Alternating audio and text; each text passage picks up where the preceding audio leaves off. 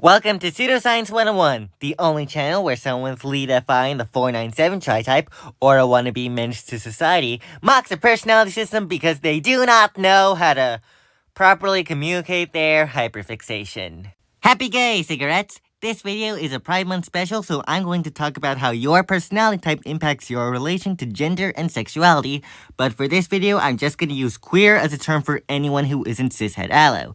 This video isn't going to be about what type is the gayest, not because that's a stupid question, but because we all know the answer. Mine. But anyone could do anything regardless of type, including being called a slur, so here's how different types would handle that and other aspects of being queer. Let's start with the Enneagram. The fear triad would probably best explain how people approach the possibility of being queer, as it handles one's relation to feeling lost and the unknown.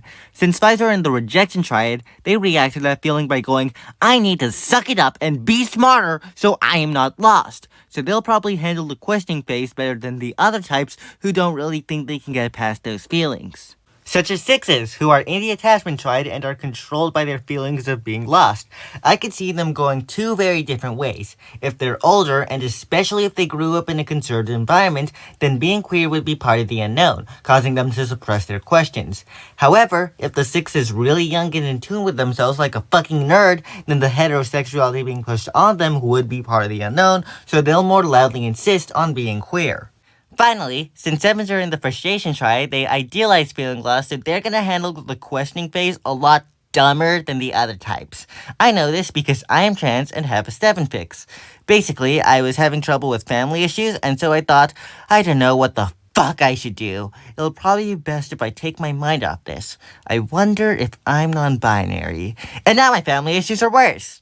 On the topic of being hated by your family for being queer, let's talk about the shame triad, which deals with feeling hated. Quick note here, when I say bad parts, I don't mean characteristics which are or make someone bad. I've used a bunch of terms, but I couldn't really find anything which really encapsulates the aspects of a person which others despise.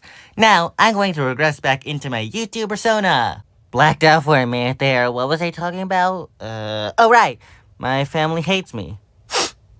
So, since 2s and 3s are part of the rejection and attachment triads, they need to be better than or controlled by the feelings that they are hated. In other words, they view their bad parts as bad and are more likely to remain closeted, go stealth, or selectively come out for the reasons of not being hated. Persecution's coming later.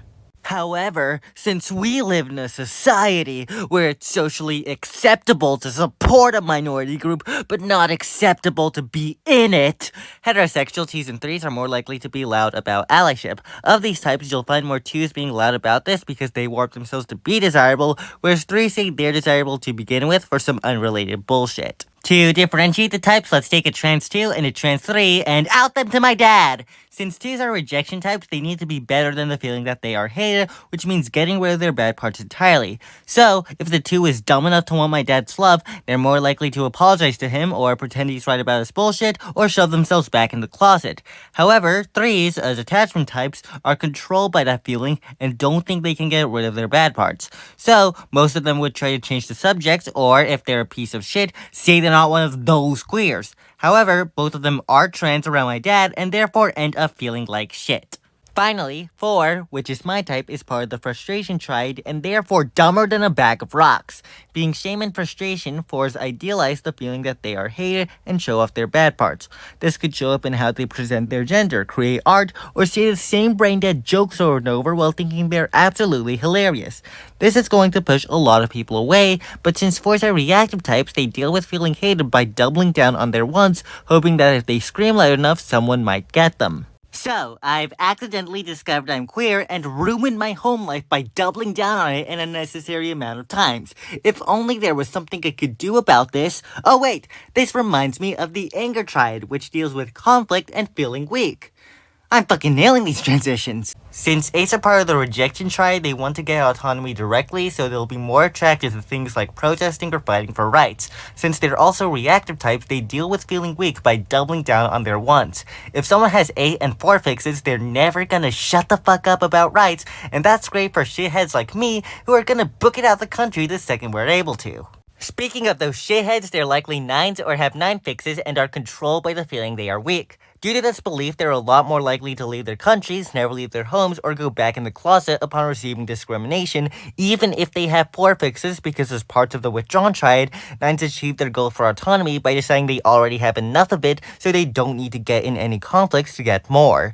They might still do things like donating to queer organizations or setting up mutual aid, they're just not going to be in the direct fighting. Now, ones. You know what fucking triad ones are in just by how I'm referring to them. Since ones idealize their weakness by sucking up to larger people, structures, or ideologies, queer ones could go two very different ways based on what they're sucking up to. Some of them are LGBT without a T or trust gummy and try appealing to the right in hopes of gaining rights themselves. This will not work. However, if they go the opposite direction, which more of them do on average, they're going to focus more on unifying the queer community or gaining rights more through trying to fix systems than tearing them down. Moving on to objective personality, this will best explain what parts of queerness people struggle most with. Since single deciders have the self and tribe on their poles, they have more extreme reactions to the social and personal aspects, while single observers who have gathering and filtering on their poles are weirder about legislative or day-to-day struggles. Starting with single deciders, ExxJs who are tribe above self on crack are about two things: beating the tribe into doing things and getting beaten by the tribe into doing things. This makes it harder for them to see themselves and therefore harder to know if they're queer. This concern with what the tribe is doing will make them more likely to and more annoying when actively testing the waters when closeted, arguing for rights, or letting others decide their identity, which all seem like different behaviors, but they all have more in common with each other than whatever the fuck IxxPs are doing. Speaking of IxxPs, they are self way above tribe and tend to have their heads up their asses, but queer ones have it up their prostate, so they can more easily identify their sexualities. Counterintuitively, this will make them have a harder time figuring out if they're trans, as their inability to see the tribe means they won't realize that other people's A gaps aren't tumors to them. Onto how they handle social aspects, they'll be a lot more impulsive or stubborn when it comes to when they come out or how they present, because they are not obligated to check in with the tribe beforehand. Moving on to single observers, I'm going to focus less on human needs and more on functions, as with deciding functions, the problems of FI, nobody understands my cool values, and TI, nobody bothers to understand my cool reasons, are a lot more similar than the problems of intuition, going through reality bullshit right now, and sensing, bullshit which can maybe happen in the maybe future. Let's make a quick graph. Intuitives fear reality, sensors fear future. On the other coin, gatherers are fucked by control, while filterers are fucked by random chaos, which correlates with legislative and day-to-day struggles of queer people. Since this video is very long, lightning round, let's do this! Starting with queer SI users, who are going to freak out most from an agoraphobic "I'm gonna be hate crimed" angle. NI users think they can handle the hate crimes because they've perfectly thought it out and have an amazing plan. Their plan is bullshit. If they're trans, they'll struggle more with randomly getting dysphoric once and having their whole day ruined.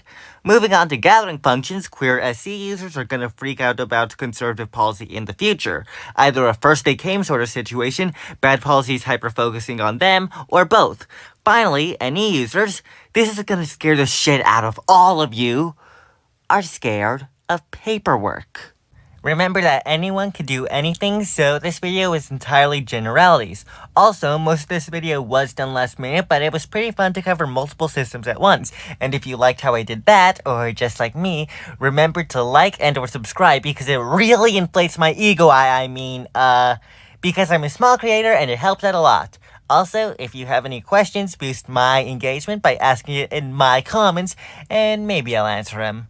I will. I need to info dump about pseudoscientific bullshit to feel not stupid. Anyways, I hope you laughed a little, and if you somehow laughed a lot, I'm actually not going to threaten you this time. Happy Gay Siggies!